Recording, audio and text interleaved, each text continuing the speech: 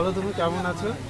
তোমার ব্যবসা এত সাকসেস পেয়েছে, আমরা সেই কত দূর থেকে তোমার এই সাকসেস দেখতে আসলাম। কৃষ্ণনগর থেকে এসেছি, কিন্তু রানাঘাট থেকে আসলাম। কৃষ্ণনগর থেকে এসেছি। আর আমি রানাঘাট থেকে এসেছি। হ্যাঁ, কৃষ্ণনগর থেকে আরেকটা ছেলে এসেছিল। ভীষণ ভালো, ভীষণ ভালো। দিদি বলছি যে তুমি কি কি বানাও? আমার mixed fried rice, butter pulao, আর রয়েছে দই চিকেন, রয়েছে মাটন, দই মাটন রয়েছে। আর এইগুলোর দাম কিরকম? এগুলির দাম রয়েছে মাটন দিয়ে হচ্ছে 120 টাকা, আর দই চিকেন দিয়ে হচ্ছে তোমার 70 টাকা রেখেছি। আর খুব শীঘ্রই আমাদের ইলিশ উৎসব হতে চলেছে।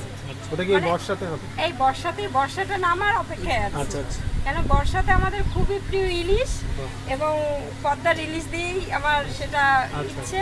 ইলিশ পোলাও হবে, ইলিশ ভাপা থাকবে। অনেকে ইলিশটা অনেকে খায় না, আমাকে অনেকে বলছে, তাদের জন্য চিংড়ি মালাইকারি থাকবে, চিংড়ি পোলাও বাহ, থাকবে। খুবই ভালো। আচ্ছা দিদি, তোমার এখানে স্পেশাল শুনেছি এই বাটার পোলাওটা। হ্যাঁ, আচ্ছা, এটা তুমি মানে তোমার যে মেনুটা, এটা মানে কি কি দাও, ওর ভিতরে উপকরণগুলো কি কি থাকে? এটার মধ্যে উপকরণ হচ্ছে তোমার, এটার মধ্যে গোবিন্দভোগ চাল তো অবশ্যই, আর তার সঙ্গে রয়েছে তোমার বাটার, বিশেষ করে বাটার। কেন আমাদের এখন তেলে নানান রকম সমস্যা, গ্যাস অম্বল হচ্ছে, অনেকেই খেতে পারছে না, সেই জন্য এটা তোমার বাটার দিয়ে তৈরি হয়। আর বাটার তো ডাইরেক্ট মানে দেওয়া যায় না, সেই জন্য যে ঘিটা আমরা একটু দিয়ে থাকি, সেটা আমাদের নিজস্ব বানানো। আমরা ক্রিম কিনে ঘিটা তৈরি করে নিই। এবার যাই হোক, ভাবলাম যে একেবারেই সাদা কেমন লাগবে, সেই জন্য গাজরকে আমি অ্যাপ্লাই করলাম। আমার গাজর সুন্দরী, আর সবাই বেগুন পটল উচ্ছে সুন্দর বলে।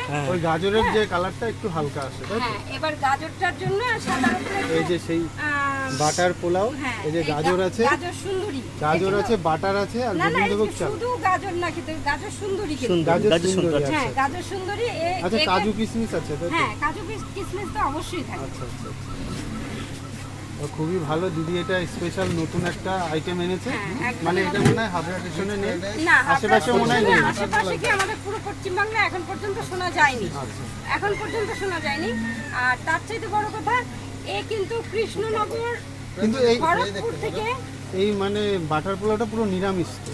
হ্যাঁ, বাটার পোলাওটা নিরামিষ, আমিষও করতে পারে। এর মধ্যে যদি অনেকে মনে করে যে একটু আমিষ করে খাবে, সেটাও করতে পারে। আবার অনেকে যদি মনে করে নিরামিষ রাখবে, সেটাও রাখতে পারে, কোনো ব্যাপার না। কিন্তু এটা তুমি মানে দিনে কত কেজি করো? এই কিছুক্ষণ আগে আমি 8 কিলো নিয়ে এসেছিলাম। বাটার পোলাও দুটো বাটার পোলাও। চিকেন দিয়ে এই যে থালা মানে